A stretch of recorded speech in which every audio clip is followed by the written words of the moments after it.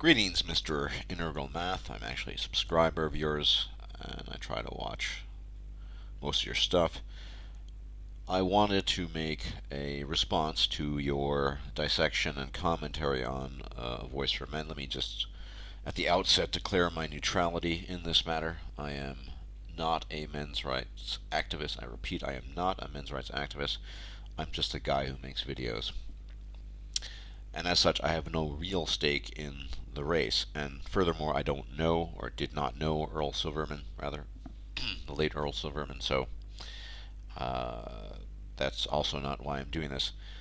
And I'm not even trying to contradict anything you said in your commentary, but I wanted to point out a few things. Primarily two things. One thing, I am in firm agreement with you that by and large the world is indifferent. We go about our business as if nothing happened, even as I make this video. No doubt there's someone possibly being butchered to death in Somalia right now. And it, in theory, could bother me if I try to visualize it, but I'm not, and hence it doesn't bother me. There's a lot of pain and suffering in the world. Most of us are indifferent. We go about our business. We fuck, we drink, we live until our appointed hour comes. But, one must understand, at least to a certain extent, that if one is involved in a cause, then one will also be more affected by the pain and suffering as it relates to that cause. Let me draw an analogy here. So in real life, I have a good friend who suffers from degenerative Lyme disease. I shouldn't say degenerative, because Lyme disease is essentially de facto degenerative. I like my friend a lot. I've known him for a long time. I care about his well-being. However, I have to honestly say I don't care a whole lot about Lyme disease. But he does. Because since having Lyme disease, he's not been able to work. It's become worse and worse, and thus he's devoted his entire life to understanding Lyme disease and its causes and advocating for possible remedies, medical research, and so on and so forth. There you go. He's affected by a specific disease, and I assume you don't have Lyme disease either, so none of us really care that much about Lyme disease, and yet you're a very smart guy, you're rational, you can understand that my friend, being affected by Lyme disease, would devote possibly, not necessarily, inordinate amounts of his time to ascertain the causes of the disease, trying to fix the disease, and possibly being engaged in advocacy, trying to gain funds so more research can be put into understanding the disease and perhaps curing it, so on and so forth. People are affected by a myriad of different things. No one's affected by everything. In like manner, a couple might lose a child to the poor manufacturing policies of a toy maker, and then henceforth thereafter devote their time to trying to correct these poor manufacturing policies. People all have their individual battles. There's no doubt that Earl Silverman's death is a tragedy. I'm going to get to the murder part in a bit, and I'm not a fan of hyperbole, mind you, so maybe some of the hyperbolic language was unnecessary, unless it's about video games. I tend to be very hyperbolic when talking about video games. But I see your point. On the other hand, I see their point, even if they're not expressly making that point or conceding that point, that individuals or groups of individuals who are devoted to a certain cause because that cause has somehow affected them in a direct or even indirect manner, they will devote more attention to that area of life than other people. Just like you and I don't, quite frankly, give a shit about Lyme disease. I'd like to give a shit, and after my friend told me about it, I did a bit of research and didn't really continue that research because I'm not affected by it. On the other hand, I've had chronic insomnia my entire adult life, and well, as a teenager as well. So I've devoted an inordinate amount of time to understanding sleep and insomnia and how that all works, whereas people who sleep normally do not. I don't expect them to understand I don't expect them to even know what it feels like going for, say, 60 hours without sleep and feeling like a complete zombie. Most people don't do that. And I'm not trying to evoke pity, I'm simply explaining that, right? People have their causes as it affects them. And in my opinion, just because there's a great deal of suffering in the world all over the place, everyone's dying, everyone is becoming ill, we're all dropping like flies, that does not invalidate one particular group's devotion to a cause or their enthusiasm for that cause. So in this case, men's rights advocacy, and I'm not a men's rights activist once again, their cause was influenced in some way, shape, or manner by the death of this man who fought for a long time for the rights of male victims of domestic violence.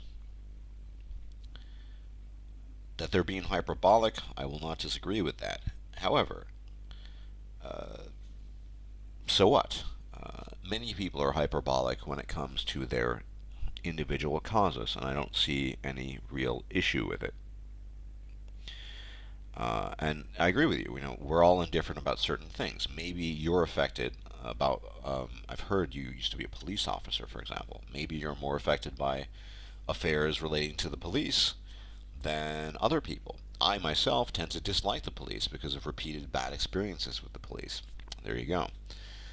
Thus, I am less sensitive to the injuries or the suffering of police officers than perhaps you would be, or a person who's more neutral in these matters, and so on and so forth. Everyone has their cause, and just because a person has one or two causes that they tend to highlight and talk about more often than, well, other kinds of suffering or other causes, does not make their cause any more or less valid. It's simply their cause. Uh, in as much as that's true, I didn't really see the point of making that video. And this leads to the question of murder. Now, this is a complex question, and I cannot address this question in one video. I couldn't even address this question my entire life, because for years now, people, philosophers, moral philosophers, political philosophers, have been trying to figure out just what the answer is to this question. Now, in a comment I made on your video that you didn't provide an answer to, which then moved me to make a response to your video, I alluded to Lyndon B. Johnson's Vietnam crusade and how ultimately his policies resulted in the deaths of tens of thousands of men on both sides, both amongst the Viet Cong and Americans as well. Now, this is tricky, or it's not tricky. Lyndon B. Johnson pursued a deliberate policy of containment with regards to, he believed in the domino theory with regards to the Vietnam War, and thus he escalated continuously during the years of his reign, or office rather. As a consequence, more and more men were drafted, and more men, American men specifically, died in the Vietnam War. You can make an argument there, whether that argument is granted credence or not, by saying, look, Lyndon B. Johnson is a murderer. His policies, his deliberate policies, his desire for escalation, his desire for containment, among other things, led to the deaths of tens of thousands of men. Now, whether you call that murder or not is really a question of semantics. It's a fact that Lyndon B. Johnson's policies led to the deaths of tens of thousands of men, possibly in a very brutal and horrific manner. Men who might have had several more decades to live, possibly, assuming they were young. We don't know if they might have lived or not, but we know that his policies led to those deaths, to incalculable human suffering. Truman's decision to drop the A-bomb, not once but twice, led to a great amount of suffering. Now, it might have, I mean, this is, like I said, this is a gigantic question. I'm not trying to address the full magnitude of the question. Stop the Japanese in their tracks, but it led to immense suffering amongst civilians. civilian populations in the cities, Hiroshima and Nagasaki, where the bombs were dropped, is Truman a murderer? Well, maybe he is, maybe he's not. I mean, people who, as a friend of mine likes to say, to be a politician, by definition, you have to be a hypocrite. And in some sense, we're all hypocrites, right? As the mythical figure of Jesus once said, do not look to the splinter in your own the other's eye, but look to the log in your own. And I'm paraphrasing. So, and yeah, I agree with that. We're all guilty in some sense. What I'm trying to argue here is simply that there are policies that a nation might have in place that can directly or indirectly lead to suffering. Now, I gave more direct examples, and for that matter, take any president of the last 50 years, and he could qualitatively and quantitatively, in theory, be called a murderer, depending on what your perspective is.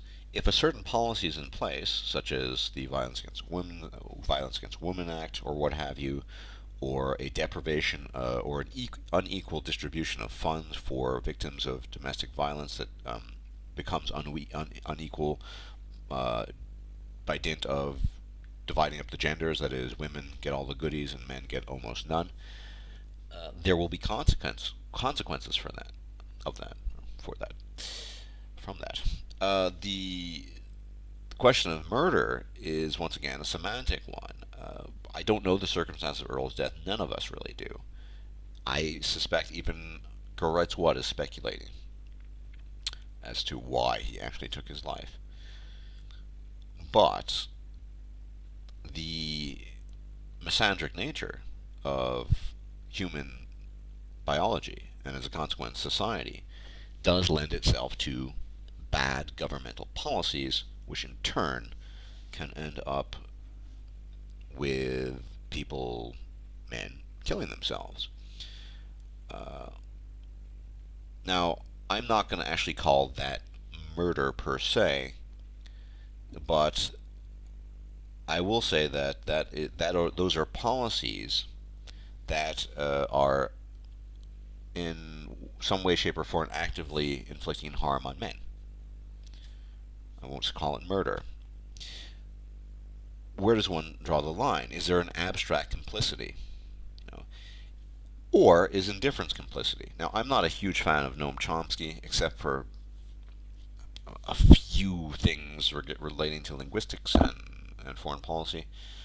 But he would probably say, well, that indifference that we all have is a kind of complicity. In fact, he cites himself as being complicit in, say, the murder of foreign civilian nationals in American campaigns of war abroad. Is Joe Biden complicit by cause of his ignorance on the matter, or is it indifference? Well, certainly not. Who knows? These are questions, and I'm just throwing up questions here that should be addressed. Policy can have some severe consequences. Of course, the war examples are very extreme, but the governments have an effect on their populations. And once again, back to the original point, that if certain governments have a certain policy in place that affects certain groups of individuals, and those individuals who are affected by those policies decide to take up arms or service a cause, it makes sense. I don't know if your criticism is because of the hyperbolic nature of their language, or I assume that's really where your criticism lies. It's if they had just said, he fought for men's rights and